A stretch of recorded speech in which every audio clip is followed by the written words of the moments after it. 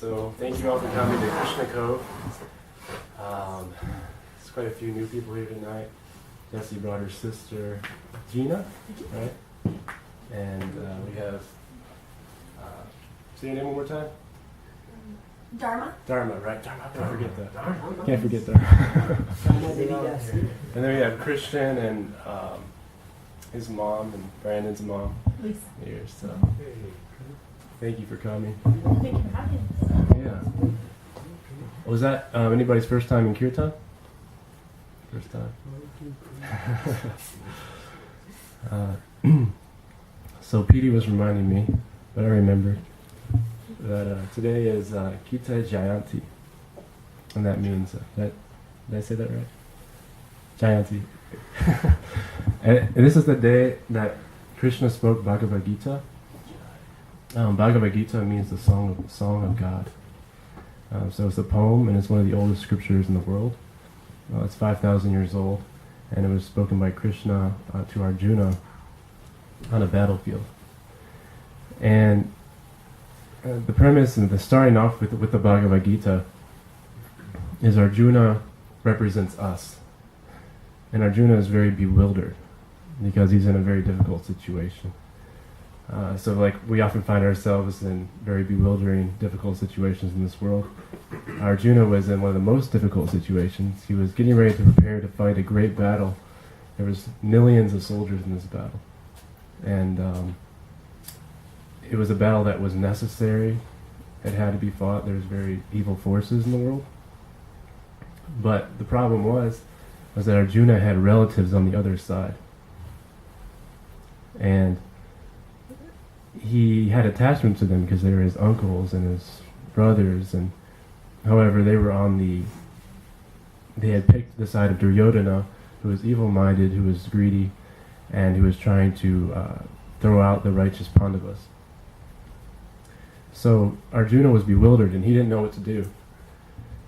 And he was trembling, and he was even crying and sweating, and he was telling Krishna, I don't understand these. I don't see how, if I kill my relatives, how I can still enjoy life. I'm very attached. These are people that have grown up and taught me. And so finally, before Bhagavad Gita is spoken, Arjuna lists he lists ideas of dharma. He lists ideas of what is religion. But then he comes to Krishna, and he recognizes Krishna as a spiritual master. Krishna means the all-attractive one. And it's a name for God. And Krishna also means the reservoir of pleasure. And Krishna means he whom the spiritual and the material worlds emanate.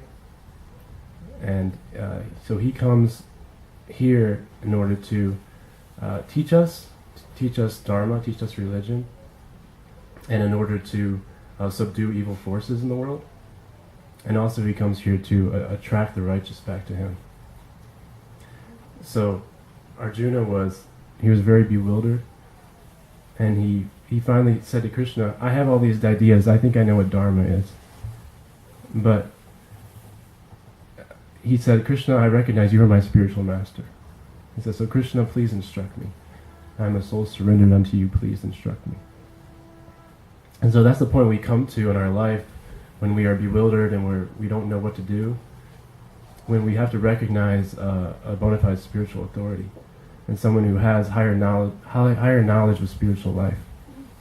And Krishna is the highest because Krishna comes as God in his form. It's Krishna.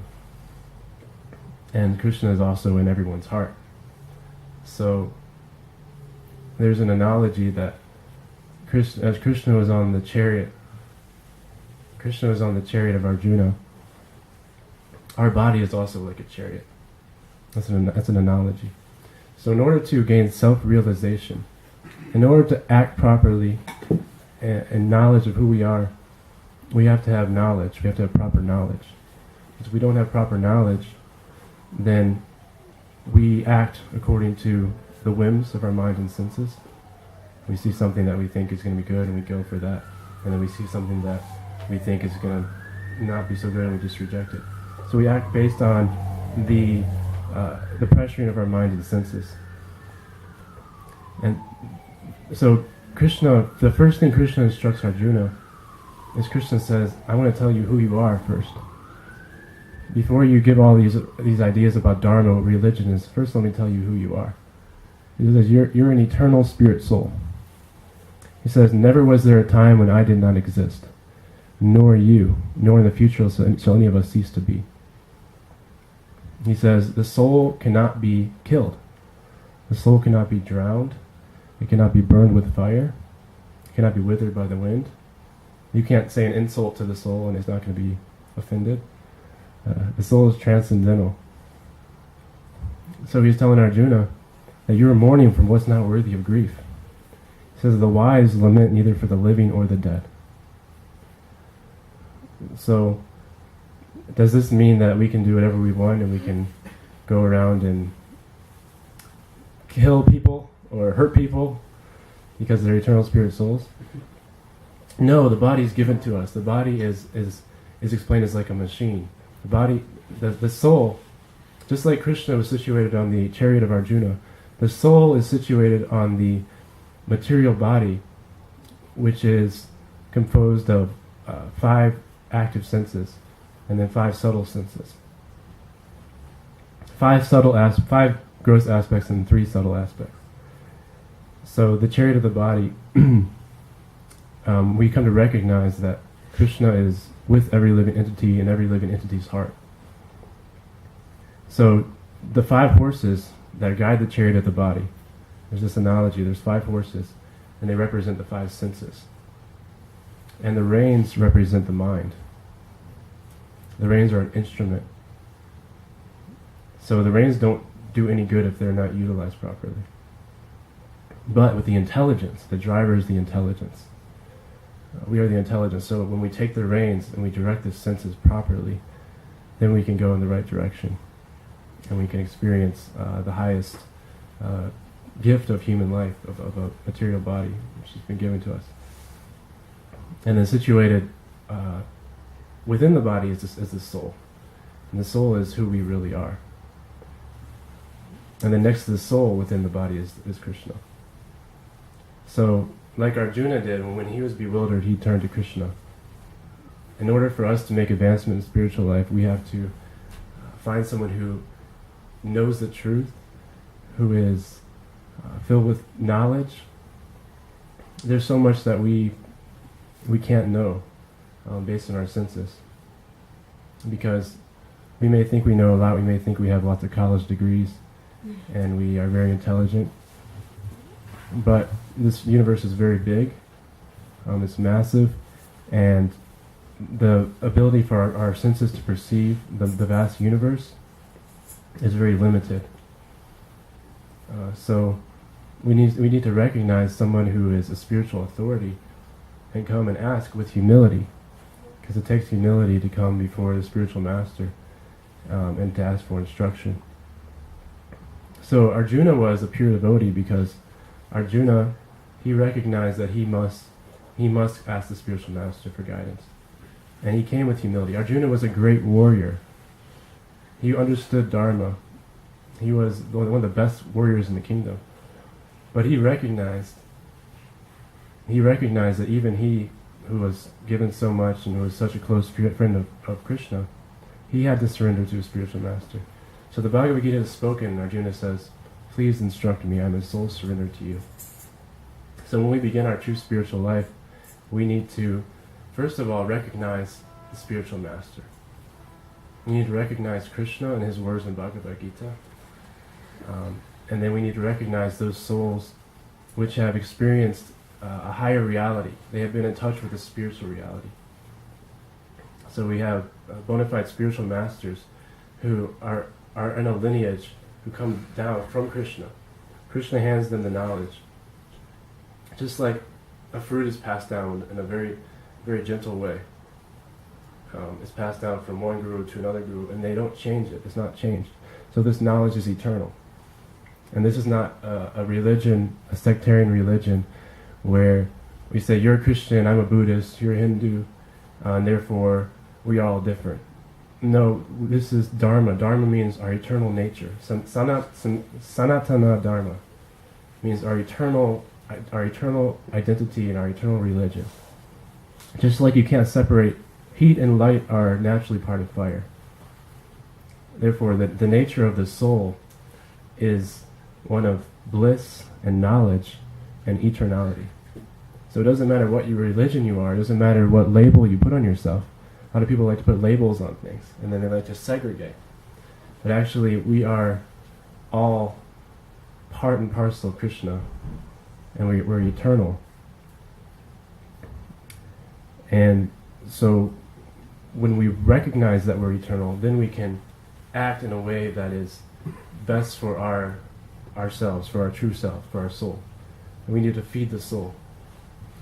This example is given that there's like the body, for instance, you can't feed the body without putting food in the mouth and into the stomach. If you simply look at the food, Krishna is transcendental, so Krishna can eat by looking at the food. But so when we offer Krishna with love and devotion a food, he blesses it. See, I'm from a Christian background, and when we used to eat food, we would pray over the food, and we would give thanks.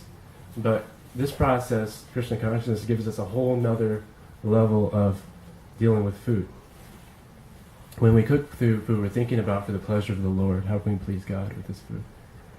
And our mind is pure, and we're not thinking about for ourselves, we're making it for Krishna. And then when we prepare it very nicely, and then we offer it to God with love, and we say a prayer and offer it. And then God accepts it, and he leaves the remnants as his mercy. And so when we eat the spiritual food, the food that's been offered to God, it's mercy and it's purifying. So this is the second analogy I wanted to talk about is there's the chariot of the body, but there's also a vehicle that helps to get us, help us advance in spiritual life. In order to make advancement, to satisfy the soul, and to experience true happiness, we need a good process. We need a guru, we need scriptures, we need saintly people, and we need that association and that encouragement. And so that's what Krishna consciousness is for. Everybody who comes and is interested in serious spiritual life, they need a vehicle in order to help them get there. So Krishna consciousness is a place to come and talk with and be with people who are interested in higher topics, who are interested in big questions of life. The questions that we ask that are so big is, first, why am I suffering? Why is there so much suffering? The nature of the soul is to be happy, to be blissful. So when we recognize that, why is this the case? Why is everybody? It doesn't matter how great your life is. You're born, you get sick, and you get old, and you die. The four problems of life. It doesn't matter how many solutions you think you have to life. So 4 problems of life, material life. So the truth is that this material world is not our true home. Our true home is connected with Krishna in love and devotion, connected to God in love and devotion. So another important question to ask when we're interested in spiritual life is, who is God? Who is he? And what is my relationship with God?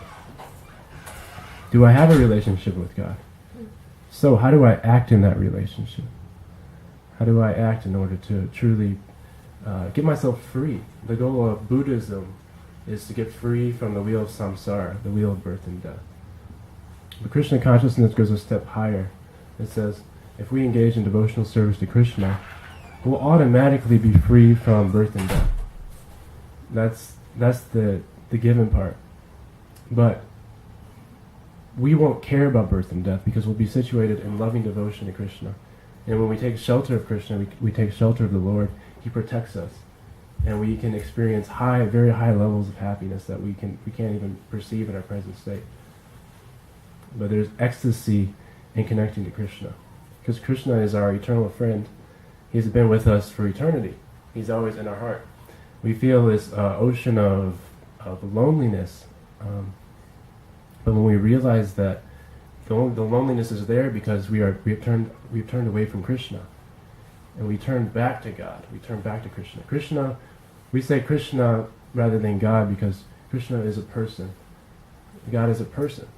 Many people don't think of God as a person. And that's why these ancient scriptures, the Srimad Bhagavatam, the Bhagavad Gita, they talk about Krishna in his personal form. And in order to know somebody, you have to know them. You have to know what they look like. You have to know what they like to do. You have to understand how to relate to them. And the truth is that Krishna is the all-attractive one. So it's very easy to connect to Krishna in love. Krishna is, he's very naughty. He likes to steal butter and feed it to the monkeys. He likes to play tag with his friends. He's always playing jokes on his friends. And it's blissful. And it's, in the spiritual world, there's happiness and dance at every step. Therefore, our goal for this life is to connect back to Krishna. And therefore, through Krishna says, Arjuna asked Krishna, how do you control the mind? The mind is so impetuous. It's always trying to jump from here to there and go to this to that. How do you control the mind and engage the senses properly? Krishna says, it is very difficult, Arjuna, but through practice and detachment, we can control the mind and act in a way that frees us from this bondage. A devotee who is connected to Krishna doesn't feel loneliness. I can say that for myself and for others, that you feel fulfilled within in Krishna consciousness. You don't feel a need for anything. Oh. And actually, John is also, he'll share his experience too. Oh, yes, of course. I'd be glad. But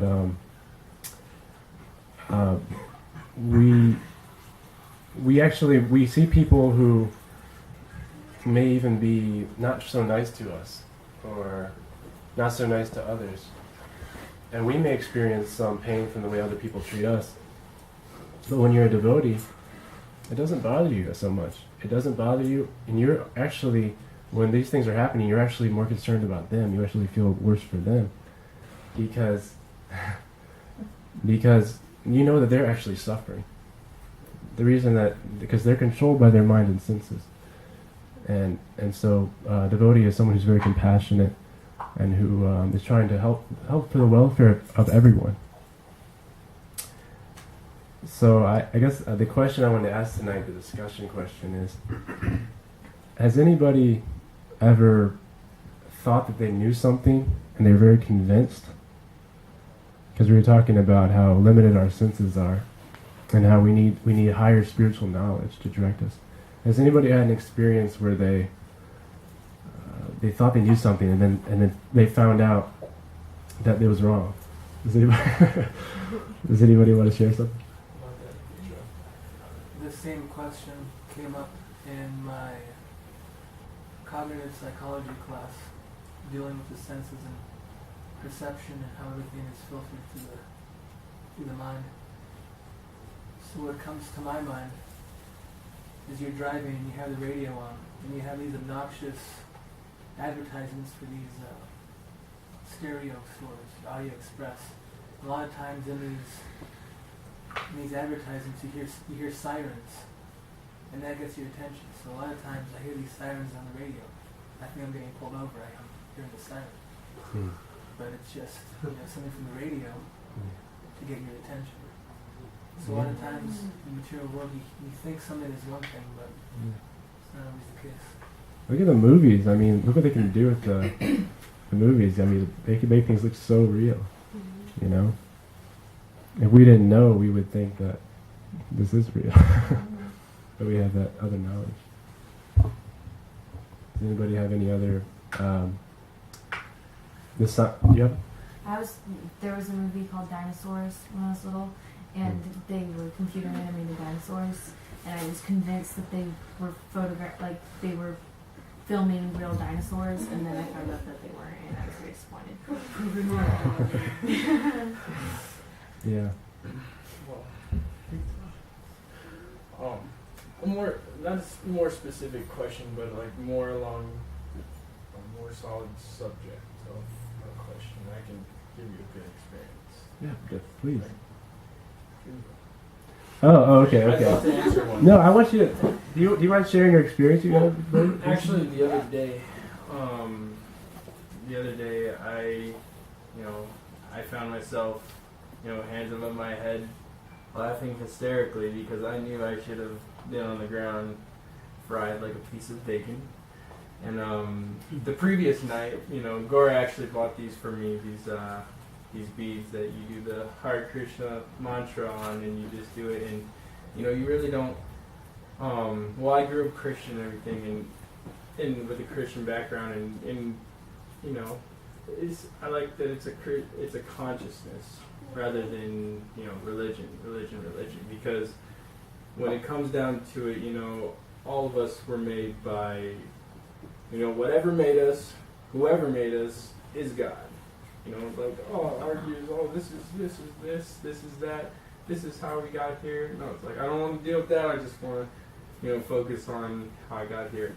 But basically, these are like just chanting the Hare Krishna mantra, and with the beads and everything, it just provides good, fortifying, I guess, experiences in life, and it helps you throughout everything. And I actually didn't believe it, but the previous night, before I thought I should have died, I actually sat there, and my sister and Gore were talking, and he was mopping for the first time, and I just sat there, and I felt a need just to sit there and do it. And I sat there, and it's tedious, and there's like 100 of them, but I just sat there. I'm being honest, I sat there and I did it, and I did. The next morning, I escaped death like I never thought I would. I was, common sense, I was messing with the light sockets at my house. I didn't turn off the big main breaker, and I touched these copper wires together, and a big spark, the whole house, and my arm went totally numb, and afterwards I was literally shocked, and figuratively, but I knew for a second. I was just like, my first thoughts were, I did that last night, and I had total, complete faith in it that it would help me, and my life I was given a second chance at life. It kind of just fortified all my feelings towards that, and I personally didn't grow up thinking, not liking anything that said you can make it to heaven this way, you can make it to hell this way. Anything that's just fortifying, expressing love. Expressing love is the main thing, and that's basically all Krishna does. Is like it's the exchange of love. That's what I've learned so far. Krishna, it's a big scale. It's just not even a big scale. It's like every step you take towards Krishna, he takes 10 steps towards you, as I believe. And it's just so. Just even saying this and not even believing, but just saying it can, in my beliefs, save your life. And it did. And I had a second chance at life. And with that, surviving that shock, and because 120 volts went through my body and a whole house worth of electricity, and I talked to an electrician, and he said, you should have died. And I don't know how I didn't. And it was life-changing for me. So with that, and knowing that I should have died, I lost the one human thing that we're all naturally surrounded by, which was greed. I thought about money every second of every day. What can I do to help myself? With that experience, I actually learned selflessness. And selflessness in general is just, I believe now, is better for everyone. Because what am I? Who in this universe? Who am I? Like, what difference can I make but help other people? Because help. We're all one. In this universe, we're all connected. I believe so, and why not help myself by helping someone else? Exactly. So, just basically selflessness is what I learned. Get rid of greed. Awesome. Rid yourself of greed, and it'll really help you in your life. Thank you, John. Sorry. There's 108 beats, actually. Oh, sorry. I was that got slow. So, thank you all so much for coming. I did want to mention, he mentioned the Maha Mantra, how powerful the mantra is. when Krishna mentioned practice and detachment, one of the practice and the most powerful practice for this age is chanting the Hare Krishna Maha Mantra. And that's why we chant this mantra, because it's a spiritual mantra. And we chant it, then we can feel this, we can connect with the spiritual energy, which is Krishna. We connect with the Maha Mantra as Krishna. These are the names of Krishna. So it's very powerful. And this practice can help us detach from being a slave to the mind and senses and becoming a pure devotee of God. So it's very powerful. So thank you for coming and chanting with us. And I want to thank Savannah, Mataji again for a beautiful kirtan. And I want to thank... There's one thing I'd like to say, because I did grow up. Oh, I just you missed. But there's one thing I'd like to say, because I did grow up. You know, as I do firmly believe in Krishna now. You know, I do. But then growing up, I had a Christian background. My family was very strict, and I devoutly believed in Jesus and God. I feel, you know, now, for my first kirtan, you know, and this is actually my second one that I've made. I've managed to miss every one until now, but this is actually the second one. I'm always at the temple. I love it here. It's peaceful, you know. You don't find, you know, well, you got cars and stuff passing on the road, but it feels like the only place that I've been to around in Arizona, you know, anywhere in this world that you can really find peace. You know, you really can. And what I learned the first time I came in here, I came in with a stubborn mind, and basically all these religions around the world, all these different gods, all these different deities, Krishna is above, you know, but he says, you know, I love you so much, go ahead, go love all those other, you know, go love that. You're gonna come back, you know, whether you like it or not, you're gonna come back, you know, so go have fun. And I like the unconditional love kind of feel for it, because there's no, you can't do this or you will not make it here. And that's the goal, and you can't fake true love. True love is a way you live. And actually the best preacher is called an acharya, one who teaches by example. So we preach mostly not with our words but by our actions. So it is beautiful, and the devotees, like John was talking about connecting with the devotees, we're so happy you're here in Savannah. We're very lucky to have such nice people. The first time I had meeting, that was 2 months ago. No, it was like 3. I came to him and said, okay, we have this book, the Bhagavad Gita. I came up with Bhagavad Gita. He told me, no, I'm not interested in that. He said, what is that? I said, the Bhagavad Gita about karma.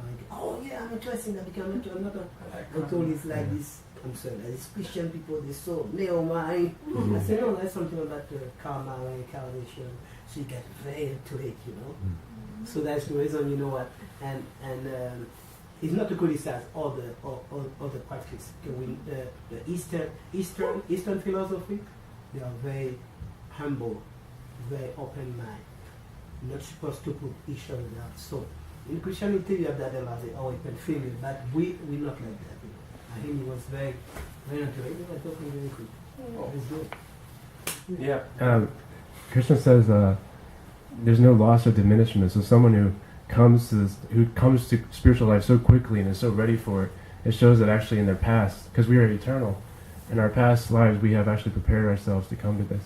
So people who are in a serious spiritual practice with other serious people, they're very, very rare. So it's very nice association. So I feel very lucky, and thank you.